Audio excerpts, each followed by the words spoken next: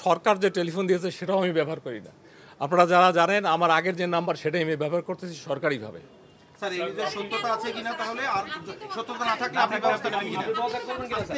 Sir আপনি সত্যতা আছে কিনা, আপনারা যদি নিউজ করতে চান, স্ট্যান্ডবাজি নিউজ করতে চান, তাহলে এগুলো প্রশ্ন করতে পারেনি।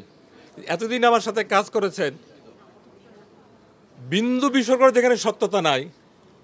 আপনাদের তিনটা আমি নাম উল্লেখ করতে চাই না, আপনারা যারা ভালো আছেন আমি ভালোকে ভালো বলবই। তো এই কোশ্চেন করার আগে আপনারা নিজেকে কোশ্চেন করেন, কতটুকু যৌক্তিক হচ্ছে আমাকে আপনার এই কোশ্চেন করা।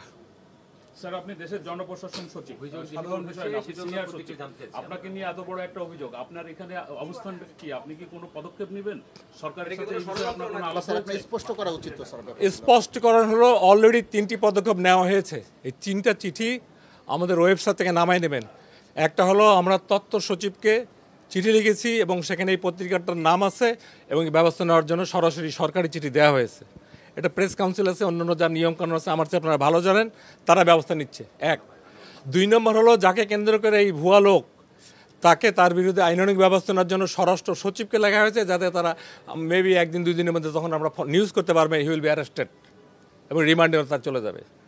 3 নম্বর হলো যে ব্যাংকারের অনভিজ্ঞতা অথবা ভুলের কারণে ব্যাংক অ্যাকাউন্টটা খোলা হয়েছিল, বাংলাদেশ ব্যাংকের গভর্নরকে চিঠি দেওয়া হয়েছে।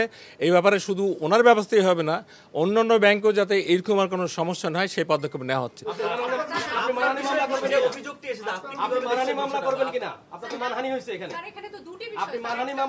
আমি প্রথমে বলবো যারা এটা করেছে তাদেরকে আমরা কতটুকু গুরুত্ব দিই।